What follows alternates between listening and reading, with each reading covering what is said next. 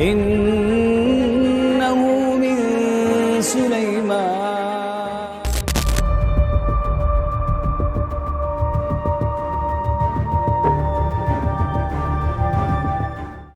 Satu-satunya pertempuran di mana Jibril alaihissalam turun langsung menghadapi iblis. Iya, kamu tidak salah dengar. Iblis itu sendiri yang singgasananya berada di atas air. Pertempuran yang sangat brutal. Jumlah kaum muslimin saat itu sangat sedikit. Pada malam pertempuran Allah menurunkan rasa kantuk dan hujan sebagai ketenangan. Rasulullah berdiri di hadapan jasad-jasad musuh yang telah tewas. Beliau berbicara kepada mereka, sebuah pemandangan yang membuat seluruh sahabat merinding, bukan karena takut, tapi karena dahsyatnya momen itu. Assalamualaikum warahmatullahi wabarakatuh. Semoga Allah menghidupkan kita, mematikan kita, dan menempatkan kita semua di surganya. Pertempuran ini bukan pertempuran biasa. Ia dinamai Al-Furqan, karena di sanalah kebenaran dan kebatilan dipisahkan. Itulah kemenangan pertama kaum muslimin. Kemenangan yang membuat bangsa Arab mulai memandang Islam dengan rasa gentar dan hormat. Perang Badar memiliki detail-detail yang akan membuatmu bangga menjadi keturunan dari para sahabat itu. Apa yang akan kamu dengar hari ini bukan cerita film. Ini adalah peristiwa nyata yang benar-benar terjadi. Ketika tekanan terhadap kaum muslimin di Mekah semakin berat, Rasulullah SAW melihat sebuah mimpi. Beliau berhijrah ke sebuah tempat yang dipenuhi pohon kurma. Beliau pun mengetahui tempat itu adalah Yathrib, yang hari ini kita kenal sebagai Madinah Al-Munawwarah. Sejak saat itu, Rasulullah mulai merencanakan hijrah. Suatu hari, datang 6 orang dari Madinah ke Mekah untuk berhaji. Di masa itu, orang-orang musyrik juga melakukan haji. Rasulullah menawarkan Islam kepada mereka. Mereka menerima, lalu kembali ke Madinah, membawa dakwah ini kepada kaumnya dari Aus dan Khazraj. Mereka berbaiat kepada Rasulullah SAW. Inilah yang dikenal sebagai baiat Aqobah pertama. Islam pun menyebar luas di Madinah, hingga akhirnya menjadi mayoritas. Saat itulah waktu hijrah tiba. Dan disinilah iblis turun tangan untuk pertama kalinya. Ia menampakkan diri kepada Quraisy dalam wujud seorang Arab Badui. Ia mengusulkan satu rencana, bunuh Muhammad sebelum ia berhijrah. Usulan ini disetujui oleh Abu Jahal dan para pemimpin Quraisy. Mereka merencanakan pembunuhan di malam hari. Namun Rasulullah telah diberitahu tentang rencana itu. Beliau meminta Ali bin Abi Thalib radhiyallahu an tidur di tempat beliau. Dan malam itu hijrah pun terjadi. Rasulullah SAW bersama Abu Bakar dan para sahabat berhijrah ke Madinah. Kaum muhajirin meninggalkan seluruh harta mereka di Mekah. Quraisy gagal membunuh Nabi. Lalu mereka berkata, kalau begitu kita manfaatkan saja harta mereka. Mereka mengirim Abu Sufyan, salah satu tokoh paling cerdas Quraisy, membawa kafilah dagang berisi harta kaum muslimin menuju Syam. Abu Sufyan sangat licik dan berpengalaman. Ia bahkan merasa tidak perlu banyak penjaga. Cukup 40 orang saja katanya. 40 orang, jumlah yang sangat kecil untuk mengawal satu kafilah besar. Ini menunjukkan betapa mereka meremehkan kekuatan kaum muslimin saat itu. Kafilah pun berangkat ke Syam. Berita itu sampai ke Rasulullah SAW di Madinah. Beliau menyiapkan sekitar 200 orang untuk mencegat kafilah tersebut. Mereka menuju wilayah bernama Zul Ushairoh. Namun terlambat, kafilah telah lewat beberapa hari sebelumnya. Mereka pun kembali ke Madinah. Pada tahun kedua Hijriah, Rasulullah SAW mengutus Tolha bin Ubaidillah dan Sa'id bin Zaid untuk memastikan apakah kafilah itu sudah kembali dari Syam atau belum. Mereka pergi ke daerah Al-Hawra. Dan benar, mereka melihat kafilah Abu Sufyan. Namun yang tidak mereka ketahui, Abu Sufyan telah menempatkan mata-mata di sepanjang jalur. Ia selalu memastikan apakah ada pihak yang mengintai pergerakan kafilahnya. Inilah kecerdikan Abu Sufyan. Setelah memastikan kafilah bergerak kembali, keduanya pulang ke Madinah dan melapor kepada Rasulullah SAW. Rasulullah pun berseru kepada para sahabat, "Ukhruju la'allallah an yarudda alaikum amwalakum." Keluarlah, semoga Allah mengembalikan harta kaum muslimin. Beliau tidak mewajibkan siapapun ikut, karena ini dalam pikiran mereka hanyalah misi mencegat kafilah dagang. Tak ada seorang pun yang menyangka bahwa ini akan berubah menjadi pertempuran terbesar dalam sejarah Islam. Sekitar 319 orang berkumpul. Persiapan mereka sangat sederhana, hanya pedang, baju besi ringan. Mereka memiliki 2 kuda saja, milik Zubair bin Awam dan Miqdad bin Al-Aswad. Rasulullah membagi pasukan menjadi 2, Muhajirin dan Ansor, masing-masing dengan panji. Mereka memiliki 70 ekor unta. Setiap 3 orang bergantian 1 unta. Abdullah bin Mas'ud berkata, Abu Lubabah dan Ali bin Abi Thalib berjalan bersama Rasulullah. Saat tiba giliran Ali untuk menunggang unta, ia berkata, "Wahai Rasulullah, biarlah aku berjalan, engkau saja yang menunggang." Abu Lubabah pun berkata hal yang sama. Mereka tidak tega melihat Rasulullah berjalan sementara mereka menunggang. Namun Rasulullah menjawab, "Kalian tidak lebih kuat dariku dalam berjalan, dan aku tidak lebih butuh pahala daripada kalian." Lihatlah kerendahan hati seorang nabi, akhlak seorang pemimpin, dan inilah awal dari perang Badar. Rasulullah bersabda, "Ma'ana bi'aghna anil ajri minkum." Aku tidak lebih membutuhkan pahala daripada kalian. Dan akhirnya, kaum muslimin tiba di sebuah tempat bernama Baitus Sakya. Lokasinya tidak jauh dari Madinah. Mereka berhenti dan berkemah di sana. Sebagian sahabat kembali ke Madinah. Ada yang masih terlalu muda, ada yang kelelahan, dan ada pula yang memiliki urusan lain. Rasulullah mengizinkan mereka kembali, karena sejak awal ini hanyalah misi mencegat kafilah, bukan persiapan perang besar. Maka Al-Bara' bin Azib kembali ke Madinah karena usianya masih sangat muda.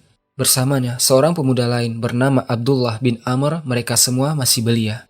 Di waktu yang sama, Rasulullah mengutus Ibnu Amr dan Adi bin Abi Az-Zagbah, keduanya dari kabilah Juhainah, bagian dari Ansor, untuk memastikan posisi kafilah secara tepat. Mereka menuju Badar dan menetap di sana, mengintai pergerakan kafilah. Namun, sebelum kabar apapun datang, seorang lelaki musyrik mendatangi Rasulullah SAW. Orang ini terkenal sebagai sosok pemberani, tipe yang selalu ikut menolong dalam keadaan genting. Ia berkata, "Aku akan membantu kalian. Aku akan berdiri bersama kalian melawan Quraisy." Para sahabat bergembira. Mereka mengira lelaki ini akan masuk Islam. Namun Rasulullah bertanya dengan tegas, "A'tuminu ani Rasulullah wa anallaha wahidun la syarikalah." Apakah engkau akan beriman bahwa aku adalah Rasul Allah dan bahwa Allah itu satu, tiada sekutu baginya? Para sahabat terkejut ketika lelaki itu menjawab tidak. Maka Rasulullah berkata, "Aku tidak meminta pertolongan dari seorang musyrik." Lelaki itu pergi, namun kembali lagi. Untuk kedua kalinya, Rasulullah mengajukan syarat yang sama, dan jawabannya tetap sama. Dan untuk ketiga kalinya, ia datang, dan kali ini ia berkata, "Asyhadu annaka Rasulullah wa annallaha wahidun la syarikalah." Aku bersaksi engkau adalah Rasul Allah, dan Allah itu satu, tidak ada sekutu baginya. Maka Rasulullah berkata, "Fandhamma ma'ana." Kalau begitu, bergabunglah. Dan ia pun benar-benar masuk ke dalam pasukan. Sementara itu, Adi dan temannya yang mengintai di Badar akhirnya melihat kafilah dari kejauhan. Mereka segera kembali menemui Rasulullah dan mengabarkan bahwa kafilah Abu Sufyan telah mendekat. Namun Abu Sufyan, ia tidak gegabah. Ia berhenti jauh dari Badar dan turun sendiri untuk memeriksa keadaan. Lihatlah kecerdikan Abu Sufyan. Ia tiba di Badar, namun tidak melihat pasukan muslimin. Ia bertanya kepada penduduk Badar, "Kalian melihat siapa hari ini?" Mereka menjawab, "Tidak ada, kecuali 2 orang yang datang sebentar lalu pergi. Kami tidak mengira mereka mengintai siapapun." Abu Sufyan tidak puas. Ia bertanya, "Di mana mereka berhenti?" Kemudian Abu Sufyan menuju tempat mereka berhenti, dan ia menemukan kotoran unta. Abu Sufyan memungutnya dengan tangannya, memecahkannya, dan di dalamnya ia melihat biji kurma. Sekejap itu juga Abu Sufyan berteriak keras, "Cepat kirim Damdam bin Amr ke Mekah. Demi Allah, mata-mata Muhammad sedang mengintai kita. Ini adalah kotoran unta penduduk Madinah." Dari kotoran, Abu Sufyan tahu Rasulullah sedang mengawasinya.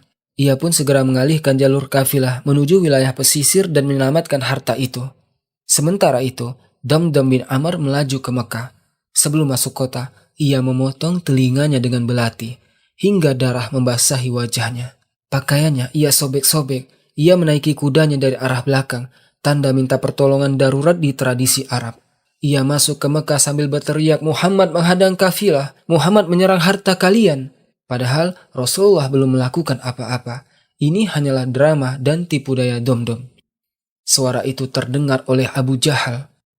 Ia melonjak penuh amarah dan Abu Jahal berkata, "Haza yaumuka ya Muhammad."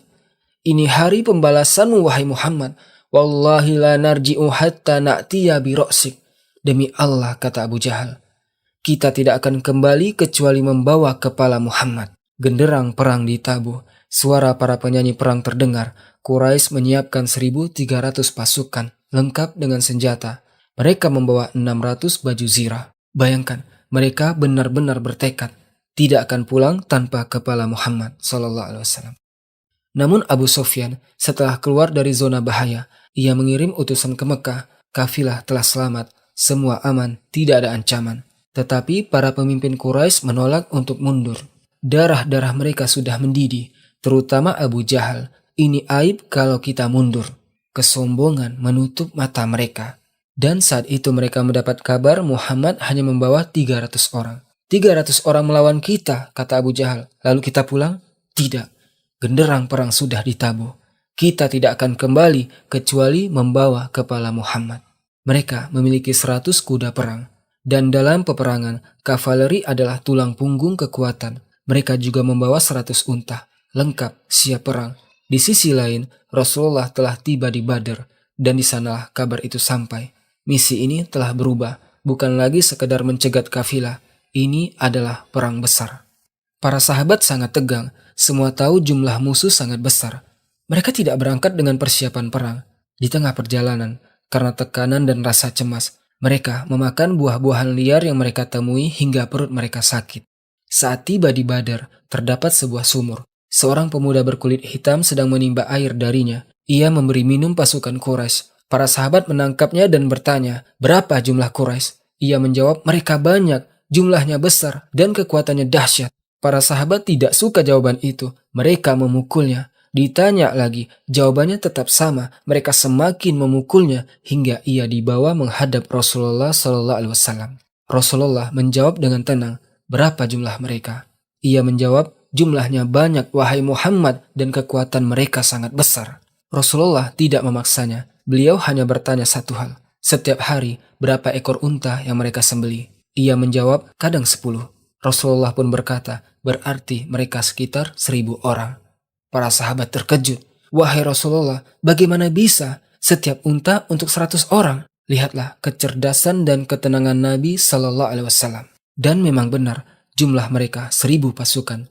300 di antara mereka telah kembali setelah tahu kafilah selamat. Namun 1000 orang ini bersikeras. Mereka tidak akan pulang kecuali membawa kepala Muhammad.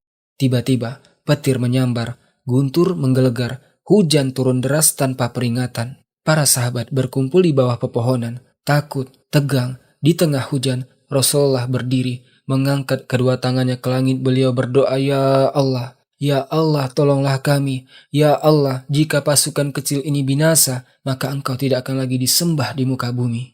Malam itu, bagi mereka bisa saja adalah kematian. Mereka berada dalam kesempitan yang luar biasa. Dan malam terakhir sebelum pertempuran itu pun tiba.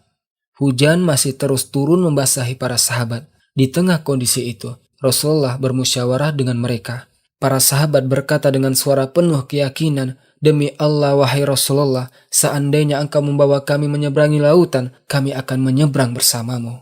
Demi Allah, kami tidak akan meninggalkanmu sendirian. Kami tidak akan berkata seperti kaum Musa, izhab anta wa rabbuka faqatila inna hahuna qa'idun. Pergilah engkau dan Tuhanmu berperang, kami duduk di sini. Tidak, kami katakan, izhab anta wa rabbuka faqatila inna ma'akuma muqatilun. Pergilah engkau dan Tuhanmu berperang, dan kami akan berperang bersama kalian. Itulah para sahabat.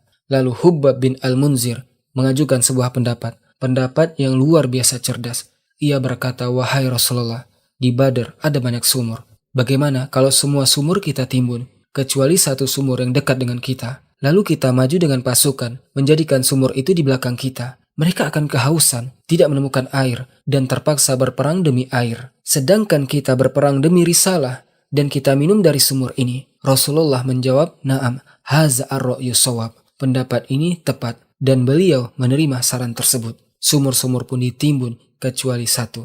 Setelah itu, Rasulullah SAW mulai menunjukkan kepada para sahabat tempat-tempat jatuhnya para pemimpin Quraisy. Beliau, Nabi berkata, di sini Ubay bin Khalaf, di sini Abu Jahal, di sini Fulan, di sini Fulan. Artinya, mereka akan terbunuh di tempat-tempat itu. Para sahabat pun bergembira, karena jika Rasulullah telah menyebutkannya, itu adalah janji dari Allah, dan Allah tidak mungkin mengingkari janjinya. Maka malam pun tiba. Tak seorang pun benar-benar bisa tidur. Karena besok adalah kematian. Besok adalah pertempuran dahsyat. Besok banyak dari mereka mungkin gugur. Semua terjaga, semua gelisah. namun Allah menurunkan ketenangan dari langit, sebagaimana firman Allah Subhanahu wa Ta'ala, "Iz yughsikumun nu'asa amanatan minhu." Ketika Allah menurunkan rasa kantuk sebagai rasa aman darinya, para sahabat pun tertidur dengan hati yang tenang. Bahkan penjaga malam, kepalanya terangguk-angguk karena mengantuk. Padahal sebelumnya, rasa takut dan cemas membara dalam dada mereka. Pagi hari mereka terbangun. Mereka mengira tanah akan menjadi lumpur licin. Namun yang terjadi justru sebaliknya. Tanah di pihak kaum muslimin kokoh dan padat. Sedang di pihak musyrikin, tanah berubah menjadi lumpur lengket, sulit dilalui. Sebagaimana firman Allah, "Wa yunazzilu 'alaikum minas sama'i ma'an liyutahhirakum bih." Dan Dia menurunkan air dari langit untuk menyucikan kalian, menghilangkan gangguan setan dari hati kalian, menguatkan hati kalian, dan meneguhkan langkah kaki kalian. Allah benar-benar meneguhkan langkah kaum muslimin. Para sahabat semakin bersemangat ketika melihat Quraisy kesulitan bergerak. Rasulullah pun menyusun barisan. Di belakang barisan pertama, beliau menempatkan para pemanah. Jika musyrikin maju, barisan depan akan turun, dan panah-panah akan menghujani mereka. Pasukan muslimin dan musyrikin kini saling berhadapan. Dan di barisan musyrikin ada iblis. Iblis sendiri, ia menjelma dalam rupa Suraqah bin Malik. Iblis, ia berkata kepada Quraisy, "Hari ini tidak ada yang bisa mengalahkan kalian. Kalian adalah kekuatan terbesar. Hari ini adalah hari kalian." Ia menyemangati mereka, mendorong mereka maju, dan Quraisy mempercayainya. Mereka mengira itu benar-benar Suraqah, manusia biasa. Menurut tradisi Arab saat itu, sebelum perang besar akan keluar para jagoan untuk duel 1 lawan 1. Maka keluarlah dari pihak Quraisy Utbah bin Rabi'ah, Syaibah bin Rabi'ah, dan Walid bin Utbah. Mereka berseru, "Siapa yang mau keluar melawan kami?" 3 orang Ansor maju, Abdullah, Auf, dan Mu'adz, bersaudara dari Bani Al-Harits. Mereka berkata, "Kami siap." Namun Quraisy berkata, "Kalian siapa?" "Kami dari Ansor." Quraisy menolak, "Kami tidak butuh kalian, bukan kalian target kami." Mereka berteriak, "Wahai Muhammad, keluarkan orang-orang sepadan dari kaummu sendiri. Kami ingin berhadapan dengan sepupu-sepupu kami." Maka Rasulullah berkata, "Kumu ya Hamzah, wa ya Ali, wa ya Ubaidah." Berdirilah wahai Hamzah, Ali, dan Ubaidah. 3 pahlawan Islam pun maju. Ketika ditanya siapa mereka, mereka menjawab, "Hamzah, Ali, dan Ubaidah." Quraisy berkata, "Kalian dari Quraisy?" Mereka menjawab, "Benar." Quraisy pun berkata, "Kami mengenali kalian. Kalian adalah lawan yang sepadan dan mulia." Bahkan di tengah permusuhan, mereka masih mengakui kehormatan lawan. Hamzah pun maju menghadapi Syaibah bin Rabi'ah. Duel berlangsung singkat. Hamzah keluar dengan pedang berumur darah. Takbir menggema. Muslimin tahu Syaibah telah tewas. Ali maju menghadapi Walid bin Utbah. Pertarungan sengit, namun Ali keluar membawa kepala Walid di tangannya. Takbir kembali mengguncang medan. Kini giliran Ubaidah bin Al-Harits menghadapi Utbah bin Rabi'ah, salah satu petarung paling kuat Quraisy. Keduanya saling menebas dengan keras. Pertarungan brutal, hingga akhirnya Hamzah dan Ali turun tangan. Mereka menebas Utbah dengan satu serangan mematikan. Utbah tewas. Namun Ubaidah terluka parah. Ia diseret kembali ke barisan muslimin. Abdurrahman bin Auf menyaksikan duel itu. Saat melihat Ubaidah terluka, rasa takut sempat menyelinap ke dalam hatinya. Ia menoleh ke kanan dan ke kiri, mencari siapa yang berada di sampingnya. Ternyata 2 anak kecil, usia sekitar 14 tahun. Abdurrahman bin Auf, ia bergumam, "Apa cobaan ini? Aku diapit oleh 2 anak kecil." Belum selesai ia berkata, salah satu dari mereka, Mu'adz, menyentuh tangan Abdurrahman bin Auf. Mu'adz bertanya, "Wahai paman, di mana Abu Jahal?" Abdurrahman bertanya, "Apa urusanmu dengan Abu Jahal?" Mu'adz menjawab, "Aku dengar dia mencaci Rasulullah. Ibuku berpesan, aku tidak boleh pulang ke rumah kecuali setelah membunuhnya." Saat itu Abdurrahman tahu anak-anak ini bukan anak biasa. Keberanian mereka membuatnya tenang. Ia pun bertawakal kepada Allah. Ketika kedua pasukan bersiap untuk bentrok, Rasulullah mengangkat kedua tangannya ke langit dan berdoa, "Ya Allah, Ya Rob, penuhi janjimu kepadaku." Beliau terus berdoa hingga selendangnya jatuh. Abu Bakar memungut selendang itu dan menyampirkannya kembali ke pundak Rasulullah. Ia berkata, "Cukup wahai Rasulullah, sesungguhnya Allah akan menepati janjinya." Maka Allah berfirman, "Istastaghisuna rabbakum." Ketika kalian memohon pertolongan kepada Tuhan kalian, lalu Dia mengabulkan, "Anni mumiddukum bi alfin minal malaikati murdifin." Aku akan menolong kalian dengan 1.000 malaikat yang datang berturut-turut. Para malaikat pun turun, kecuali iblis yang masih menjelma sebagai Suraka. Ia melihat ke langit dan Jibril turun. Saat itu juga iblis membeku ketakutan. Ia berbalik dan lari. Al-Haris bin Hisham memegangnya dan berkata, "Wahai Suraka, tadi kau menyemangati kami, sekarang kau lari." Ia menjawab, "Aku berlepas diri dari kalian. Aku melihat apa yang tidak kalian lihat. Aku takut kepada Allah dan Allah maha keras azabnya." Quraisy bingung. Tadi dia membakar semangat kami. Sekarang dia berkata takut kepada Allah. Mereka tidak tahu itu adalah iblis. Sebagaimana dijelaskan Ibnu Katsir dalam tafsir ayat ini. Maka musyrikin menyerang. Pasukan muslimin tidak bergerak, satu barisan utuh. Lumpur menghambat langkah musyrikin.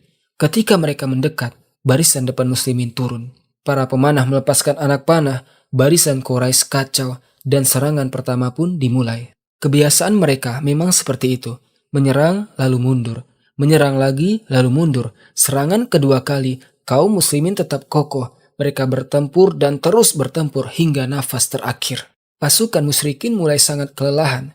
Rasa haus menindih mereka. Tenaga terkuras. Langkah mereka tidak lagi stabil. Tanah licin menyulitkan mereka berjalan. Dan di atas semua itu, haus yang membakar tenggorokan mereka. Mereka melancarkan serangan ketiga, namun kali ini mereka menyerang dalam kondisi letih, haus, dan limbung.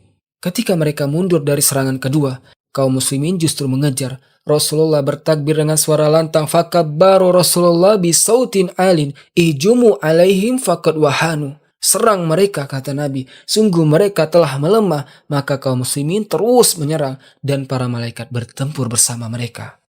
Banyak sahabat melihat sosok-sosok yang tidak mereka kenal bersama mereka di medan perang. Di antara mereka ada 2 sosok berpakaian putih. Mereka berdiri di sisi Rasulullah SAW. Ini pertama kalinya mereka melihatnya. Keduanya bertempur melindungi Nabi dengan keberanian yang luar biasa. Di tengah kekacauan itu, Abdurrahman bin Auf, ia teringat 2 anak kecil yang tadi berada di sisinya. Ia berteriak keras, "Zaka Abu Jahal, zaka huwa." Itu Abu Jahal, itu dia. 2 bocah itu menoleh dan seketika mereka berlari bersama menuju Abu Jahal. Yang satu menebas kuda Abu Jahal hingga kuda itu terjatuh. Yang kedua melompat ke atas kepala kuda dan menusuk Abu Jahal tepat di tenggorokannya. Karena mereka tahu kalau ditusuk di tempat lain, Abu Jahal tidak akan mati dengan 1 tusukan. Tidak ada tempat lolos selain tenggorokan. Pemandangan ini seperti adegan film. Satu menghantam kuda, yang lain meloncat dan menyerang dari atas. Padahal mereka anak-anak usia 14 tahun. Abu Jahal tidak langsung mati. Ia mengayunkan pedangnya dan menghantam salah satu dari mereka di bahu. Pukulan itu memutuskan bahunya. Tangannya hanya tersisa tergantung oleh sedikit daging. Namun bocah itu tetap bertarung. Tangannya justru menghalanginya. Maka ia menjepit tangan itu di bawah kakinya. Menariknya kuat-kuat hingga putus. Lalu ia kembali bertempur. Lihatlah, inilah keberanian. Kaum muslimin dan para malaikat terus bertempur. Hingga akhirnya pasukan musyrik benar-benar kelelahan. Mereka mundur lalu melarikan diri. Seorang muslim mengejar seorang musyrik. Belum sempat ia menebas, ia mendengar suara hentakan keras di atas kepala musuh itu. Tiba-tiba musuh itu roboh. Kepalanya terbelah 2. Wajahnya membiru kehijauan bekas pukulan yang sangat dahsyat. Ia lebih dulu ditebas oleh malaikat. Seorang Ansor datang melapor kepada Rasulullah tentang apa yang ia lihat. Rasulullah bersabda, "Sodakta, zaka madadun minas sama'is salisa." Engkau benar, itu adalah bantuan dari langit ketiga. Para malaikat dari langit ketiga. Kaum muslimin pun menang. Dari pihak kaum muslimin yang gugur sebagai syuhada hanya 14 orang. Di antaranya Hubbab, sahabat yang mengusulkan penimbunan sumur. Sedangkan dari pihak musyrikin, 70 orang tewas. Dan 70 orang ditawan. Di antara yang terbunuh adalah Abu Jahal, Ubay bin Khalaf, dan para pembesar Quraisy lainnya. Umar radhiyallahu an berkata setelah perang, "Demi Allah, tempat-tempat yang ditunjukkan oleh Rasulullah SAW sebagai lokasi kematian mereka tidak satu pun meleset." Kemudian Rasulullah berdiri di hadapan jasad-jasad itu dan bersabda, "Apakah kalian telah mendapati janji Tuhan kalian itu benar? Sungguh aku telah mendapati janji Tuhanku itu benar." Para sahabat terheran, "Wahai Rasulullah, mereka sudah mati. Bagaimana engkau berbicara kepada mereka?" Rasulullah menjawab, "Demi Allah, kalian tidak lebih mampu mendengar dariku dibanding mereka. Hanya saja mereka tidak mampu menjawab." Dan dari sinilah sejarah baru kaum muslimin dimulai. Kaum muslimin kini memiliki wibawa, memiliki pengaruh, ditakuti di seluruh jazirah Arab dan di setiap kabilah. Maka teman-teman, sampai di sini kita tiba di akhir kisah. Semoga kisah ini bermanfaat dan berkenan di hati kalian.